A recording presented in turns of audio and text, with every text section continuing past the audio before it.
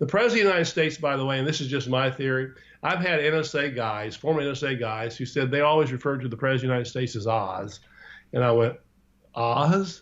And basically what they were saying was the President of the United States is just a figurehead. I don't care who he is. I'm a former infantry officer. Guns can be very effective in pushing back against the government. That's why you have a Second Amendment, which is really clear. The Second Amendment was designed to allow the citizens to have the ability to resist an armed government. But the way things are going, if you look really carefully at how the local police are armed this day with grenade launchers, MRAPs, which are tanks on tires, sniper rifles, all the equipment they have, financed by the federal government, by the way. If you think you have a local police department, that's just baloney. Most local police departments today are financed, all their equipment's by the federal government, and the FBI consults with them on a regular basis. People, wake up. Do your education. Turn off the damn TV for a while, 150 hours and get focused. The news on TV is the government news. If you look at CNN or Fox or whatever, the people that are doing the analyzing are all former NSA agents, FBI agents. The government's giving me information, the same government that's trying to arrest me if I move my face in the wrong way or have the wrong emotions. Wake up, folks. There's no difference between Google and the government. There's no difference between Facebook and the government. The FBI works with over 1,400 private corporations to collect your information on you. But see, here's the key. Huxley basically said this in a number of interviews. The guy who wrote A Brave New World, and it was about how you'll be distracted by visual entertainment. You'll be watching the football game. You'll be mesmerized by some lip moving on a news program, and you'll just stare at it. And you'll think it's for real that they're giving you information. But all they want you to do is to be asleep so they can take your money. And if you screw up, and if you become a rebel, that's the point. If you're a rebel of any sort, they're going to get rid of you. And here's the thing. As FBI statistics show, the crime rate in America is basically at an all-time low. Americans are not a criminal society, basically not. So why all this? Again, I think there's a paranoia. I think the people in power fear something's going to happen. There's going to be an economic collapse. They fear that. Like I said, 75,000 stores are predicted to be closing by 2026. You can look around yourself. Malls are closing. Stores are going out of business around the country. Something is wrong. This is not a country that's building up. It's a country that seems to be imploding. We the people says we're the government. That's what I'm saying. That's what federalism is about. We the people are the government, but we tend to think, oh, the guys in Washington, D.C., the people with all the money and the riches and stuff, they're the government. No, you're the government, and the fact that you don't act as the government means you've given up your government. We the people.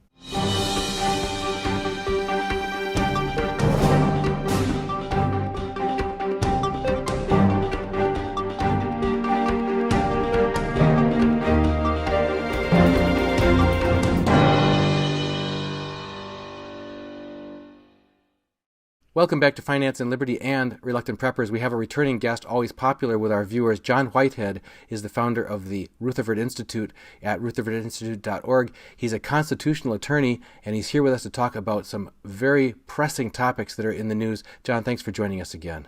Thanks for having me on, sir. There was an article that came out less than 2 weeks ago in Law Enforcement Today. I'll put a link to that in the description. I'll put a picture of it up on the screen. Yes, the United Nations is hiring disarmament officers in New York. The question is, why? The article goes on to talk about job descriptions that are being posted in New York for hiring of English-speaking individuals who have demonstrated experience at disarming individuals, including civilians. And there's reasonable concern specifically because this is not from the New York Police Department. This is not from, the National Guard of the state of New York or anything like that. This is the United Nations hiring disarmament officers in New York. What do we know about this, and what's going on behind it? Well, we don't know a lot about it. All we know is what's been reported, and it's a little fuzzy exactly what they're doing, but they're talking about disarmament, demobilization, and reinstatement into society. And reading it carefully, what it would seem to be saying is these officers will be disarming people, ex-combatants, what they call it, placing them possibly in camps for reintegration into society. In other words, what you might, psychologists might call some way to treat people who have violent tendencies, if that's what they seem to say. So if you put it all together, I mean, it doesn't necessarily say they'll be operating on American soil, but that could happen. We don't know about that. So there are the people out here saying this is all just a big conspiracy theory, but there's a clear order here. And the question is, why are they doing it? It came out the day after Christmas, basically around the same time, all the uproar with the sanctuary cities and places in Virginia. And people were postulating that may have been a reason. But the thing is that the government's been preparing for a long time for possible disruption in society, going back to the 1980s when they were doing the Rex 84 exercises out in the desert, preparing for the breakdown of society. That's been going on a long time. With the Trump administration's new HARPA organization is coming in, it's called Health Advanced Research Projects Agency.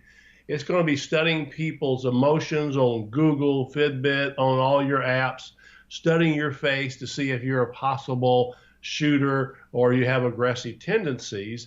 And he also, I mean, William Barr, who's supposedly helping set this agency up, also signed an order in October 2019, not too long ago, with a memorandum to law enforcement agencies to watch for neural behavior activities and to be watching people for possible detention in medical in psychiatric facilities. So there is a movement in the federal government and possibly in the United Nations headed in this direction. I think that just looking at it, there is a paranoia in government. There has been, and I've talked about this before, I think, on your program. A couple years ago when the Pentagon issued their 2030 video, that 5-6 minute video saying that by 2030, the country's going to break down. They're going to have to implement martial law. It's a well-done video. It's on our website. I've written about it. People should go watch it. It's kind of scary. Done by a Hollywood director who remains anonymous.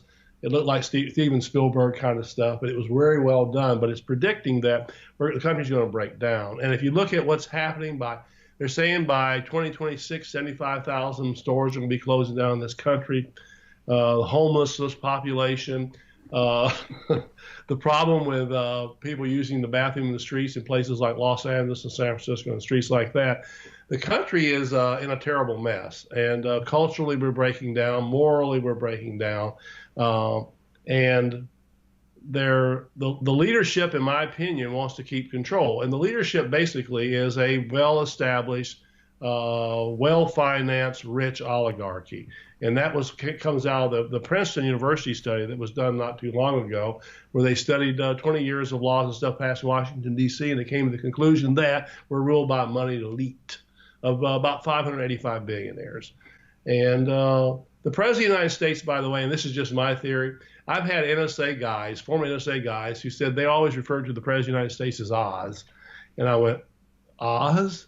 And basically what they were saying was the President of the United States is just a figurehead. I don't care who he is or who she is or whatever is up there. So the point is that there are moneyed interests and they want to keep their money. They want to keep their property. They don't want an uprising of any kind. If you go back to 1776, it was the same moneyed elite that was, coming from the British Empire. And finally the little people out here in the country rebelled, and they could do that in those times. However, with all this anti-Second Amendment stuff, like the red flag gun laws, which are now in 17 states, where you can go to a psychiatrist, whatever, and say, my next door neighbor, he's kind of nuts. They go take people's guns away. I mean, because, again, there's a paranoia about guns in the country. And if you look at the statistics, which is quite amazing, where, a couple hundred people get killed by guns, to 300 people get killed by guns over a period of time. 1,500 people killed by knives and clubs. So it isn't. There's something about guns. Of course, guns is something you can get together and get very active. You can shoot from a distance. You can become aggressive. I'm a former infantry officer. Guns can be very effective in pushing back against the government. That's why you have a Second Amendment, which is really clear. The Second Amendment was designed to allow the citizens to have the ability to resist an armed government. But the way things are going, if you look really carefully at how the local police are armed this day with grenade launchers, MRAPs, which are tanks on tires, sniper rifles, all the equipment they have, financed by the federal government, by the way. If you think you have a local police department, that's just baloney. Most local police departments today are financed, all their equipment's by the federal government, and the FBI consults with them on a regular basis. So I know that for a fact. So what you're learning in the history books today, in school or whatever, is a bunch of baloney generally. What's really going on in the country is you have a very strong oligarchic class, and it rolled out of Jimmy Carter's mouth about a year and a half ago. He admitted it. We're ruled by oligarchy, a money class. He actually said it. I saw that the interview. I mean, a former president saying that. So if what we're seeing today is true, and talking about the United Nations hiring English-speaking disarmament officers, I mean, it's a concern. And it should be raised. And I would think that if the President of the United States was really concerned, he would raise it and say, what exactly how these people are going to be, are they going to be on American soil or whatever? They may not be. But we should know really clearly what in the heck they're going to be doing. But if they're, with all we're seeing today, I mean, it's just, I think, to be honest with you, we're moving into a global government, and we better get ready for it, and get ready for it. And we're already in a very strange way.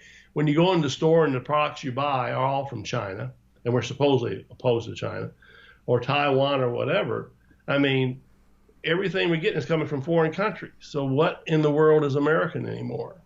So there's the questions we need to raise as thinking individuals, and all those questions are out there. I mean, when you have the Trump administration setting up an agency to track you on your apps and your Google's watching everything you're doing, so they can get you before you become aggressive. So, and you can't, if you say the wrong word. I mean, you have the Department of Homeland Security doing threat assessments on homes in America from green to red. If you go back to the Obama administration in 2009, the Obama administration issued 3 basic orders. One was right-wing extremism, left-wing extremism, and Operation Vigilant Eagle, where if you're a returning veteran, you're an extremist. And I use the words extremist and terrorist in those memos interchangeably. And you got the National Defense Authorization Act, and Trump has just signed that up again, which allows the president to say, hey, Dunnigan Kaiser, he's a weirdo. He may be an extremist. They can knock on your door and you disappear. We've had cases like that, by the way. We had a case with a Marine who was treated like that. Right, you recounted that for us last time. Scary stuff. I mean, it's happening in America. These are called civil commitments. There's 1.5 million occurring in America today where people disappear in the mental hospitals. People, wake up. Do your education. Turn off the damn TV for a while. 150 hours and get focused. The news on TV is the government news. If you look at CNN or Fox or whatever, the people that are doing the analyzing are all former NSA agents, FBI agents. The government's giving me information, the same government that's trying to arrest me if I move my face in the wrong way or have the wrong emotions. Wake up, folks. 2 things I want to follow up on what you just said. One was, folks, if you have a phone with location services enabled on it, disable that. It's of marginal value to you when you're when you're traveling and you search restaurant or something. It will only pop up restaurants that are near to your current location. But I just got an email last week from Google saying, here's your 2019 year in review, just for your enjoyment.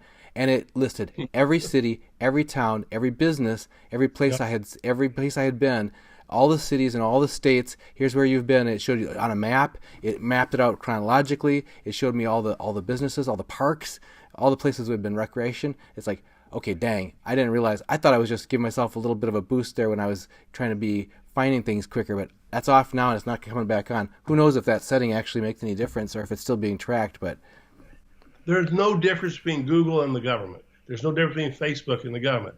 The FBI works with over 1,400 private corporations to collect information on you.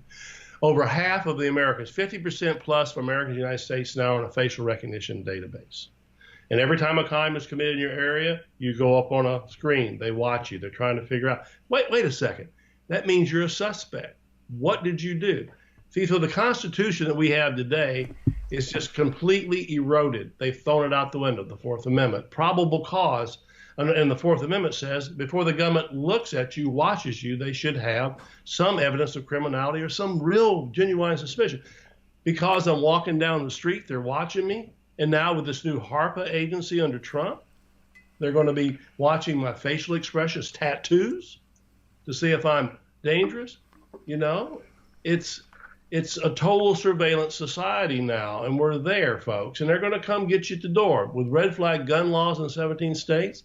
I mean, people have been shot with the police coming to the door. People defend themselves, you know. They want to defend themselves. They're afraid. And with the 80,000 SWAT team raids occurring across America now, where they're crashing through doors in the middle of the nights, killing dogs and kids and stuff. I mean, we're in a horror trip nation, but see, here's the key. Huxley basically said this in a number of interviews, the guy who wrote A Brave New World, and it was about the how you'll be distracted by visual entertainment. You'll be watching the football game. You'll be mesmerized by some lip moving on a news program, and you'll just stare at it. And you'll think it's for real, that they're giving you information. But all they want you to do is to be asleep so they can take your money. And if you screw up, and if you become a rebel, that's the point. If you're a rebel of any sort, they're going to get rid of you. I mean, I've had former NSA agents tell me, John, I'm surprised you're still alive. I had a CIA agent send me an email saying, I used to be a hit guy from the government. Why are you still alive? And it's the way they think in those agencies, you know, it's resistors, and you can be a nonviolent resistor. And the thing I'm warning people against too, you can get all armed, you can get all your guns today, and again, have sanctuary cities, but if the climate changes and one person goes banana in one of those sanctuary cities with a gun, they're going to come down, folks. Watch out. The other thing that you touched on in that recent part was you talked about the mainstream media being just a branch, and also Google and these other of just being a branch of the government, in a sense that they're all marching to the same sheet of music. That's why independent media, such as our channel and others that are actually bringing people like you on, are so important. So people remember, like, share, promote this, and support us at patreon.com/reluctantpreppers in order to keep independent media viable. That's the key. They don't want you to think. Thinking is really hard for most people today. They look at you like everything's a conspiracy theory now. You know, what's a conspiracy theory? I say is people who disagree with the government. If you question things today that's not on the mainstream media, they look at you go like, okay, you're kind of nuts, and then they move on, you know. But again, and this is the key, some of the newspapers like New York Times, Washington Post, they'll run some good articles on these issues, but people are not reading them. You know, and if you go to our website at rutherford.org, you'll see the commentaries we put out. I mean, they're heavily footnoted. They're credible sources. It's there, folks. Education precedes action. Get up off your butts, I'm telling people. Get active, because it won't be. If you have kids today, whoa. In the schools now, in the schools, kids coming out of the schools I talk to, they have no clue what's going on. They don't read the Declaration of Independence anymore. They don't know the Bill of Rights, the Constitution. What are they teaching them? Political correctness? That to say a wrong word, you should be arrested and thrown in jail? You're kidding me. Orwell's already rolled over his grave 1,000 times. And the other thing that our guest Rick Rule reminded me is that even if you are subscribed to our channel, folks, our YouTube channel could get turned off just like that. So make sure you go to our website, reluctantpreppers.com, scroll down on the left, and join our email list. That way we can stay connected. If you don't want to do it that way, just email me at reluctantpreppers@gmail.com, and I'll get you on the list. The other thing I wanted to talk to you about was your article that you just wrote about Come Home America, Stop Policing the Globe and Put an End to Wars Without End. You've talked about what's happening domestically here, but you made a powerful point in that article that it's not just domestically that our overreach by our government and the militarization of our what's being spent of our money is happening, but all over the world in many different countries. We've heard this before from such as Ron Paul, George McGovern, and others, but what's your take on how far flung an overreach is of the Americans' money has been spent and what we're dissipating our influence in the world? Well, the American government operates 800 bases in 160 countries at a cost of $32 million per hour. The country's now in the biggest deficits ever faced. Was it $23 trillion in debt? and we're still spending the money. The Pentagon spends more money on war and bases than all 50 states spend on health, education, welfare, and safety. Okay, people are starving today. They can't get work. The economy is collapsing in this country. Like I say, stores are going out of business and all this and that. But much of the money is going in the hands of contractors. And just my study of history would indicate that where we're headed down the Roman Empire. I would call it a hole. And the Roman Empire did not retract what was going, and they spread around the globe and they collapsed. The British Empire did just the opposite. They retracted, withdrew to England, and survived. But the way things are going today, with if you look at some of the bases around the world, again, you're talking to a former officer. I have a great empathy for people out there who stand up and fight for our country. However, what I'm seeing with people operating this country in the military who are sitting in an office for a couple of years and they get full college education, all the benefits they're getting that the average citizen can't get, who work their butt off to pay all these taxes. It's to the point now where we're having, again, these greedy people with money sucking us dry, and the contractors are doing that. When I have people returning back from Iraq, and again, former officers who sit down and come to see me in my office and talk to me about it, saying that they saw cash being handed out to people, maybe ISIS, people like Afghanistan, American cash. I had one guy said he got out of the military. This was an Air Force pilot. He said one day he was being driven in a Jeep by his assistant, and he said he went around the field, and it was an opium field. It was being guarded by the American military. He said he saw all these things that contradicted everything he believed, and he said, I couldn't do it anymore. And it's corrupt. There's no oversight. With every president coming in, they get down and lick the boots of whoever's running the military-industrial complex, which, again, to go back to General Eisenhower, who said, don't do it. It'll, number one, destroy the economy, and it'll destroy your freedoms. And we're going to see that. And, again, if we could get some control over it, but again, I don't think we can, because there's so much money involved. The people in Washington, D.C., and you're talking to a civil rights attorney that has sued in and out of Washington, D.C. for 40 years. It's the most corrupt city in the world. I mean, people go into government and come out billionaires, speaking on Wall Street, doing this and doing that. They spend 3 days a week, the representatives, many times making phone calls in phone banks to raise more money for the next. And I've had people, too, I've worked with, journalists that have gone to work for congressmen. And I had one call me who had actually worked for Time Magazine. He said, it's worse than you think, John. He said, it's worse than you think. It's all about money up here in Washington, D.C. Do they care about us? No. And the reason they don't care about us is that we're suckers. We don't get involved in government. We think going to the poll and voting for one, we got two choices.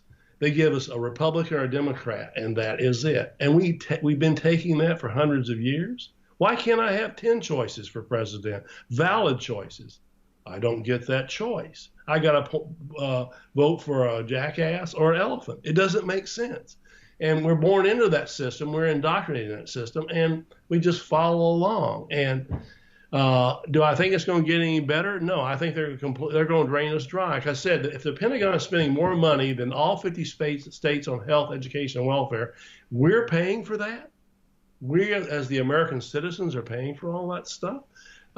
We should be outraged. But see, most Americans don't realize that. They believe, and again, there's a good article that just came out in Psychology Today, by the way. It says we're psychologically programmed to support a war machine, with all the flyovers and the football games and all that stuff, which the military is paying for, and we're paying for that. All our taxpayer money, we're paying for that stuff. And we've been disconnected. We are not an educated society, no. I mean, I think that countries like China and Russia, Putin, they just smile. They think, well, eventually the idiots are going to collapse. And you know something? The way this country is going, I think it can collapse. I think that 2030 video put up by the Pentagon was very realistic. It's a warning. It was sent out as a training video for the Pentagon and police to get ready. And they're getting ready with this disarmament thing in the UN, all the red flag gun laws coming now, this HARPA agency, it's coming so darn fast. And They don't respect the Constitution, no. We've got questions about that. I want to circle before we leave this topic about, you mentioned Virginia in passing. Can you bring us up to date in the last month since we spoke with you last? Has there been any movement forward and clarity on what's going to happen in the state of Virginia? What was the original uprising? What it's about? The uprising is about because they were going, limit how many handguns you buy, ammo, and all that stuff. And now the latest thing is that, and again, at the state capitol, you can't carry a gun into the state capitol. Again, it's part of this so-called anti-gun movement. Again, society's been educated into it. I mean, I talk to people today, if you mention the word bullet, they kind of shrink away from you like, whoa. Believe it or not, when I was in high school, we went to the shooting range. We learned how to shoot a weapon, how to get prepared, and stuff like that. You can't do that today. I mean, they've got kids completely indoctrinated into the idea that guns are evil. But here's the point. Is what the police officer is carrying, that assault rifle, that grenade, is that considered evil? No, that's considered good. And you go down the list. But if an ordinary citizen wants to have something, they're considered evil. And here's the thing. As FBI statistics show, the crime rate in America is basically at an all-time low. Americans are not a criminal society, basically not. So why all this? Again, I think there's a paranoia. I think the people in power fear something's going to happen. There's going to be an economic collapse. They fear that. Like I said, 75,000 stores are predicted to be closing by 2026. You can look around yourself. Malls are closing. I mean, stores are going out of business around the country. Something is wrong. This is not a country that's building up. It's a country that seems to be imploding. And one reason we're imploding is all the money we spend on. Listen, the U.S. military operates 170 golf courses around the world. Do I want to pay for that? Sorry, I don't want to pay for that. I mean, Trump would like it. He'd enjoy going around playing that. Again, we pay for his airplane trips to play golf. So I object to that. So this this populist uprising in Virginia, where we have many groups forming, reforming militias or talking about how they can reclaim their rights. What's happening on the ground in the populist side of this? Again, it's where it was, 3 or 4 weeks ago, basically. I think that, again, I think it's a good movement. What it says is we can do it. We can get together as a group. And they're saying they're not being violent. As long as they stay nonviolent, there's two things. John Lennon said it best, the former Beatle. He said the one thing the government cannot handle is humor and nonviolence. They don't like that. They want you to be violent. Because once you bang the gun, they're going to bang a number of people back. And everybody's going to be hyped. And they're going, again, 80,000 SWAT team raids are occurring across America. 80% from your warrant service, where a policeman used to show up and just knock on your door. So, like I said, the thing that we have to deal with today is a paranoia in the ruling elite, and number two is getting the populace from being so distracted. I think the sanctuary movement is a really good sign. It's a sign that you can make and the fact that local police chiefs are working with them is another very good sign. We have some questions from viewers. We'd like to go your way. We've only got about 5 minutes left. One person from Retard says, why is the UN allowed to place facilities and store weapons in this country for the purpose of subduing American citizens? Who gave permission for this? Listen, the United Nations is run out of New York, okay? If they're doing it in their facility and their property or whatever, if it's considered their property, which it is, there's not a lot you can do about it. If they expand out on American soil, in my opinion, it violates the Second Amendment, sure. And I think with the fact that the law enforcement today has put out that article on what's happening, the disarmament officers, is good. We need to know about that. It needs to be watched very, very carefully. If you have foreign agents like from the United States going into American soil, and that can actually be documented, of course, we'd want to fight back. And I'm sure there'll be some local police chiefs that would resist that as well.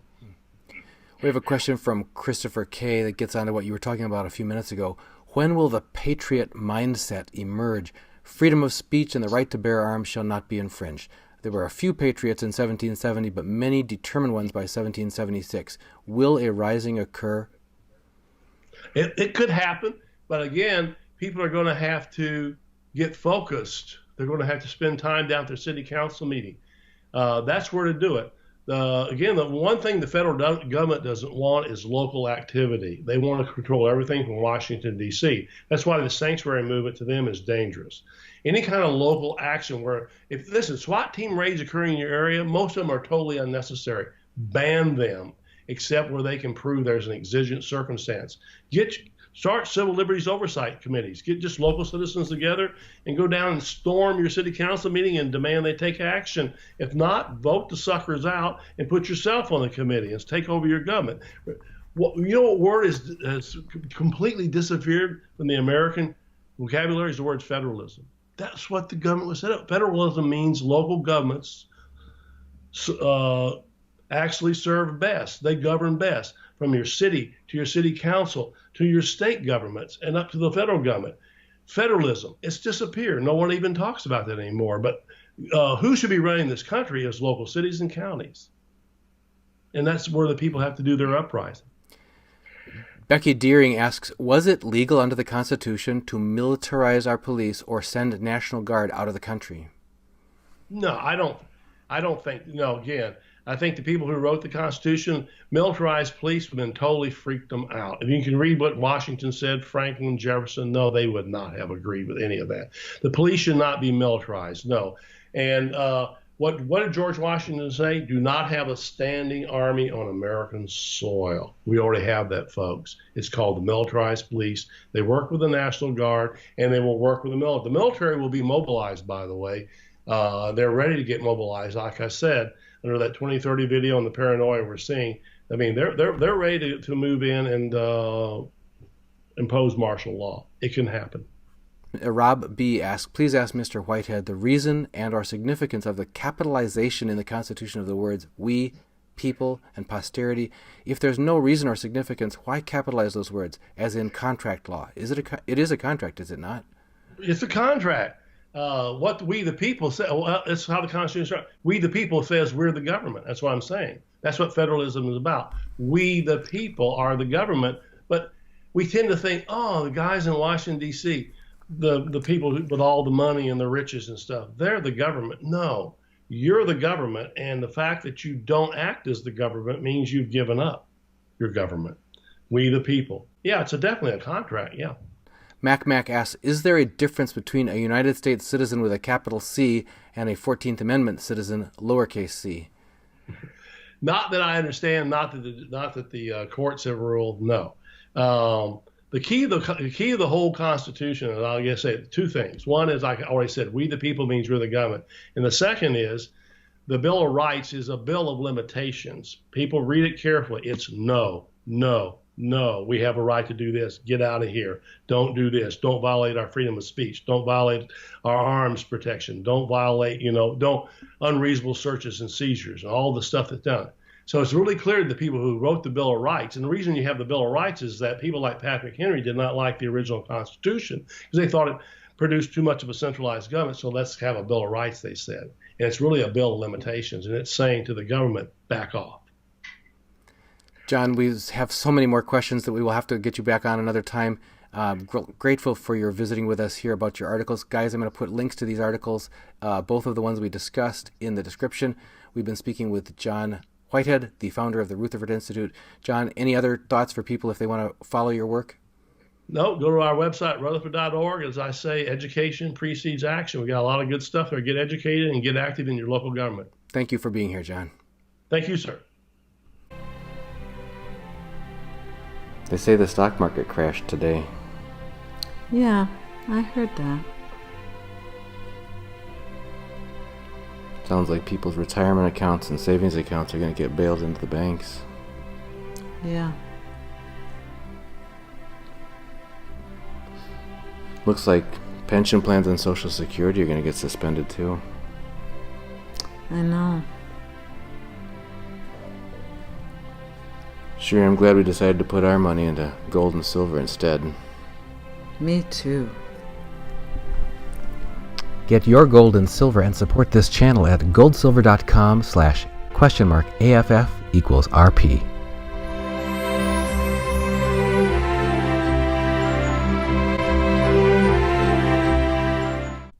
Reluctant Preppers provides educational awareness and commentary only.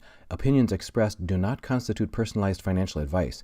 Viewers are encouraged to do their own research and seek qualified personal financial consultation before making investment decisions.